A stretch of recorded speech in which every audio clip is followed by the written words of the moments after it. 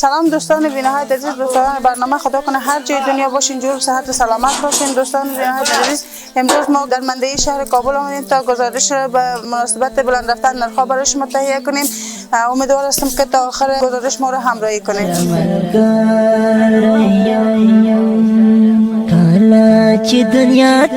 علیکم برادر، وقتتون بخیر، خوب هستین؟ صحتمند؟ زنده باشین خوارجان، تشکر، سلامت باشین. اسمتان؟ اسم من حمیدالله، یکی از دکانداران منطقه شهر کابل است. حمیدالله جان، میشه درباره نرخ‌ها بر ما معلومات بدین که نرخ‌ها قبل از رمضان چقدر بود و فعلا به چه اندازه بالا رفته یا پایان آمده؟ بر ما معلومات بدین. چرا نه، هزار دفعه در است خوارجان که جنسای ما به خاطر تقاضای مردم زیادتر میشه. در ماه رمضان مصرف مواد ارتزاقی زیادتر میشه، به می دلیل یک کمی نرخ‌ها بلندتر میره و می وقت سال است که به حساب حاصلات خلاص است دیگه. تا 2 ماه یا 3 ماه بعدی را حاصل چیزی نمیبره و می دلیل هم بلندتر میره. یعنی عاملی که همین نرخ‌ها بالا میره میشه برای ما بگید چی است؟ عاملش اینمی است همچنین که تمام جنسای ما خارجی است. مثلا 4 رقم 5 رقم لوبیا داریم، 1-2 رقم از این وطنی است، دیگه 3-4 رقم از این کلش خارجی است. از قزاقستان میاد، حتی از استرالیا میاد، از چین میاد. دلیلش اینمی است که جنس در دست خود ما و شما نیست، در دست خارجی است. تغییراتش اینمی، دلیلش اینمی است که دولت باید کمی متوجه باشه، توجه داشته باشه، تاجران را نمونه که گدام کنه، انبار کنه و کنترل داشته باشه روی بازار. اینمی دلیلش است. به نظر شما تاجران چه وقت سال گدام میکنن مواد خوراکی را که باز وقت زمانش میرسه به این مواد تمام چیز قیمت میشه آمده به چه مشکلات؟ دمی فصل خزان است دیگه. فصل خزان است و اولای زمستان است که این حاصلات میبره و بعضیا میگیرن و گدام میکنن و انبار میکنن. دولت چطور میتونه جلوی این کار بگیره؟ دولت میتونه که یک امنیت، یک راه که مال مردم در خوب وجهش برسه، در راه بندش نکنه و گدام‌ها و تمام انبارا را کنترل داشته باشه. اینمی رقم میتونه جلوی این کار بگیره. هر وقت لغم سر آقای صاحب محترم، خوب هستین؟ شکر الحمدلله، فضل خدا، شکر خدا. زنده باشین آقای صاحب محترم. شما اینجا دکان دارید؟ ما وکیل برنج فروشا و حبوبات کل شهر کابل هستم، رئیس اتحادیه‌اش. زنده باشید. آقای صاحب محترم، میشه بر ما بگوین در قبل از رمضان که بود نرخ‌ها قدر تفاوت نکرده بود، که رمضان آمد چرا نرخ‌ها قبل؟ هر کسی که میگه میگه دور از خودت بسیار غلط گپ میزنه. ما کلی ما مسلمان هستیم، نه در رمضان این فرق داره نه دیگر. نظر به تقاضای مردم است که مال از خارج کم بیاد، نرخ بالا میره. کل مال ما 90% 80% خارجی است، داخلی مال نیست. اگه دلار بالا میره مال هم بالا بلند میره، اگه دلار پایین بره پایین است. نرخ مواد ارتزاقی ما 50% به دلار و کلدار است، 80% نه، 10% یا 20% شاید مال داخلی ما داشته باشیم که به افغانی ما هیچ مال بلند نرفته. هر کسی که توطئه میکنه یک دروغگوی است، یک غلط آدم است که میگه در رمضان مال بلند میره. این مسلمان ها را کلش متهم میسازه. این مجرم فکر میکنه اینطور است که هیچ کس کلگی نماز میخونه، روزه داره، همین برنج که هست همیال همون نرخ است، همون سابق از رمضان، پیش از رمضان هم همین نرخ بود. همیال لوبیا، نخود، ماش کلش به نرخ خود قرار داره. این دکانایی که در اطراف است و در دیگه است و در دانه خانه‌های تان است که سرطان بلند میفروشه و خودشان یک کار غلط میکنه. ما در منطقه همین نرخ است، هیچ فرق نکرده. چون فروشایی که خصوصا همین سوپرمارکتایی که در ساحه است، وقتی که میریم ازشان پرسان میکنیم یک قیمت بسیار گزاف میگن. البته وقتی ما پرسان میکنیم میگم ما با قیمت با بلند میخریم، مجبور هستیم بلند بگیریم بفروشیم. شما با اونا چی گفتین؟ با او ما این گفتنی داریم که مالی گزاف میته، نامش بلند است سوپرمارکت. یک دکان منطقه‌ای از 100 سوپرمارکت کنه بهتر است. مردم منطقه‌ای یک برکت داره. سابق هم که میخرید میرفت، گپ غلط است. سوپرمارکت یک نام داره، دیگه کدام چیز نداره. صرف او مردم به این رقم فریب میده که مال خود زیاد کرده، او مالی زیاد است، کرای زیاد است، هر چیز زیاد است، شاگرد زیاد است. دیگه از دمنده یک دکاندار خودش نه شاگرد داره نه دیگه خودش فعالیت میکنه، دکانش از اون نرخ سابق کرایش نه بالاست نه دیگه، از همون 5000 و 4000 که کرایش از هموست. اینجا سلف است، اینجا چیز نه مالیه را دولت بالا کرده میتونه سر از هر جای تاوان است. اول یک جایی که میگیره 2 لک 3 لک کرای زور سر سنجش میکنه، کلش سرش روزمره شاگرد دیگه خودم مصرف خود سرش میپرده، یک بر دو سودا میکنه. سوپرمارکت کلش غلط است، مال جنس خوبم نمیاره، اون که پاس ببری مال تا پاس هم نمیگیره. از ما مردم اگه پاس هم میاره یا خانوالا که میگه خراب است ما پاس هم میگیریم. نرخای 1 روپیه فرق نکرده از خاطر ماه مبارک رمضان و هر کسی که میگه غلط است هیچ بالا نرفته. برنج میال 100 بجی کار داری، من 7.5 که من برات بتم 7.5 1 سریشه اونمون لوبیا دمون نرخ سابق خود است یا به دلار میای گپ غلط است. اگه دلار بالا یک سری لوبیا تو لوبیا 600 هم است، 7.5 هم است، 800 هم است. لوبیا 3 رقم 4 رقم لوبیاست.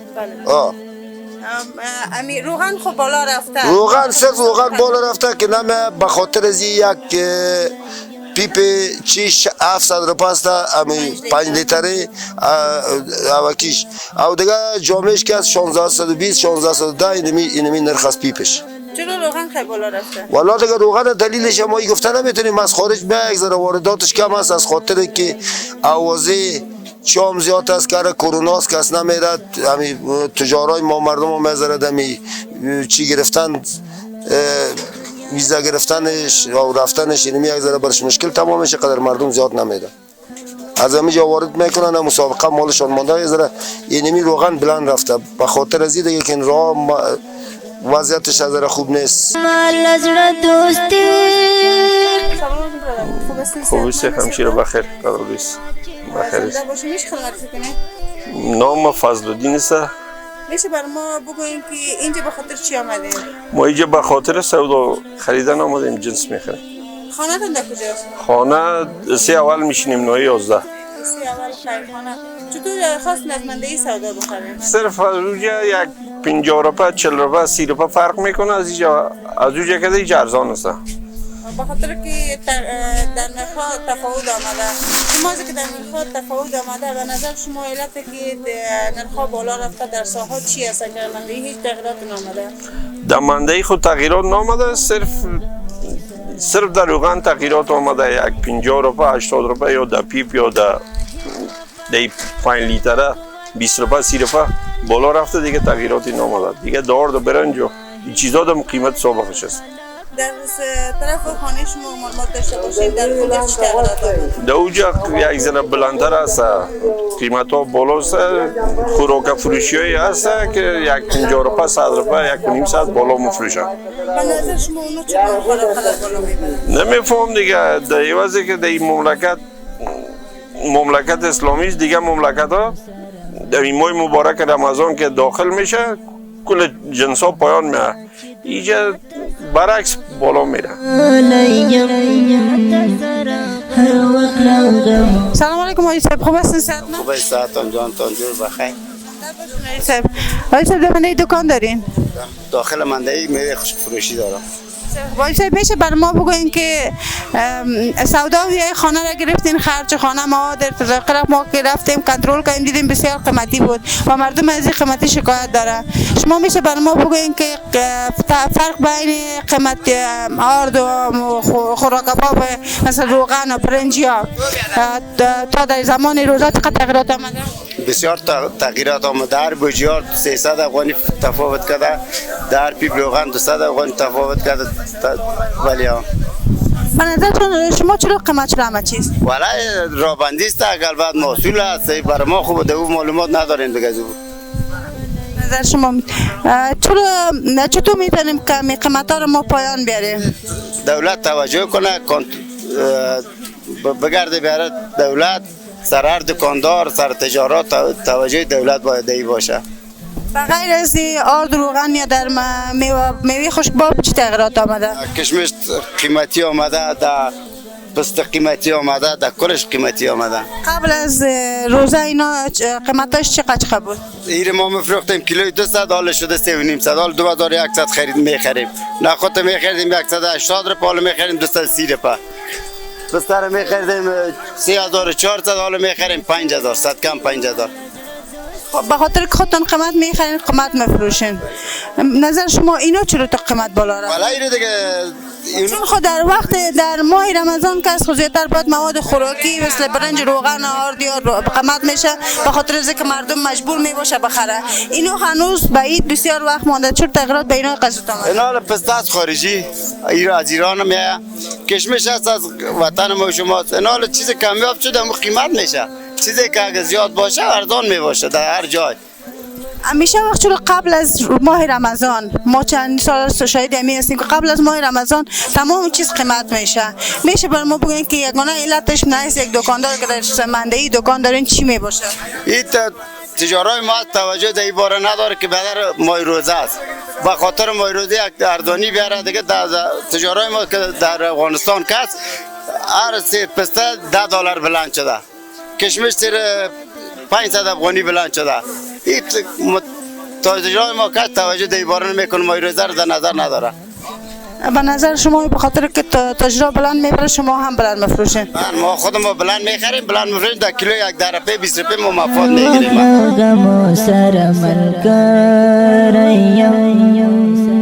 کالا چې دنیا ته زره غلیم هر وخت له غمو سره ملګری. سلام علیکم کاکا، خوب هستین؟ صحت من؟ سلام علیکم، جور هستین؟ بخیر. زنده باشین. اسمتون؟ اسمم محمد آصف. اینجا چی میوه فروشی دارین؟ بله، ما میوه میفروشیم. میشه درباره نرخ نوع میوه ها در قبل از رمضان و فعلا بر ما معلومات بدین؟ قبل از رمضان همین سیب قبل از رمضان چارک چند بود؟ همین چارک 100 روپیه، 120 روپیه، من نهایت 120 روپیه. فعلا چنده؟ فعلا 1.5 صد. و کیلو چند بود؟ کیلو خدا تفاوت نکرده، کیلو چارک 100 روپیه بود، داره 120 شده. تربوز یک سیرش چند میبره؟ سیر سودا میکنن دانگاه کیست؟ تربوز میخریم 220 روپیه، من فروشیم 240 روپیه. خب آقا جان، به نظر شما چرا قیمتات تغییر کردن؟ این قیمتات دست تجار است دیگه، از حکومت ها داخل از کالا کنترل کنن نرخ قیمتا را. حالا تجار هر چیزی که خواست اگه آورد اون ارزان است، اگه نآورد قیمت است. اگه زیاد آمد در مارکت اون میوه ارزان میشه، اگه یک موتر دو موتر باید در مارکت به ملت معلوم نمیشه دیگه. به نظر شما چطور میتونیم نرخ رو پایان کنه؟ ولی خوراکی تا که در دست حکومت خرید و فروش که نباید، تجارت در دست حکومت نباید، ارزان نمیشه. تا که در دست تجارت باشه هیچ جنس ارزان نمیشه خلاص. چا سره چې مال زړه دوستي کړلا چا سره چې مال زړه دوستي کړلا اوس یې خپل ځان ته چه قربان بنسبتن؟ محمد نصیر. محمد نصیر جان، ترکاری فروشی داره؟ ترکاری فروشی است. میشه برای نرخ نوای ترکاری باب چی تغییرات آمده از قبل از روزه تا فعلا که ایام روزه است بر ما معلومات بده؟ از قبل از روزه تا بال دیگه کمک تفاوت آمده، نرخ‌ها کمک بلند شده. مثال کچالو 150 روپیه بود، حالا 180 الی 200 شده، 200 افغانی شده. دیگه این رو 50 افغانی بوده که یک چارکش حالا فعلا 70 افغانی 80 افغانی شده. دیگه در کل چیز تفاوت آمده، در روپیه و 20 روپیه 30 روپیه بلند شده. نسبت پیش از روزه حالا بلند شده. به نظر شما چرا نرخ‌ها بالا رفتن؟ نرخ‌های تاثیر روزه خو نیست، یا هر تا بالا میشه خو مدای چیزای خارجی است، چیز داخلی نیست. این کلی کشتکار که فعلا یا میای رومی و کچالو چیزا کلش خارجی است یا داخلی نیست. اگه داخلی باشه با تفاوت نمیکنه. حالا فعلا یا خارجی است، رومی ایرانی است، این کچالو پاکستانی است، این چیزا که است کلش از خارج میاد، از بوده از این بلند میشه. اونجا تجارت دیگه نسبت به چیز تجارت که یارو بلند میکنه یا پایین میکنه، تاثیر از تجارت تاثیر ما نیست. تاثیر به نظر تون تجارت چرا نرخ‌ها رو بلند میکنه؟ چیزا قیمت نمیره خواستن در ماه رمضان که میشه؟ شاید یک چیز باشه که دماغ بند می باشه یا کدام مشکلات دیگه از کدام مشکلی هست که نرخ‌ها تا بالا میشه. اومده با قدر چیز هم نیست که تجارت اونجا بلند میکنن. در ایران مثلا رومی ایرانی است در ایران بلند میکنن. کچالو پاکستان است، از پاکستان بلند میشه که میاد دیگه بلند میشه دیگه. تاثیری نمیده دیگه، قدر چیز نداره. تاثیرات مثال در افغانستان نیست که کل چیز خارجی است. از ایران است. به نظر شما چطور میتونیم نرخ‌ها رو پایان بیاره؟ میشه که پایین بیاره که اگه دولت تصمیم بگیره. چرا پایین نمیاره؟ 100% حتما پایین میاره. دولت تصمیم نمیگیره، کار دولت است دیگه. وقت تجارت وقت که دیگه چیز شون کرده چیز خارج حتما پایین میاد، چرا پایین نمیاد؟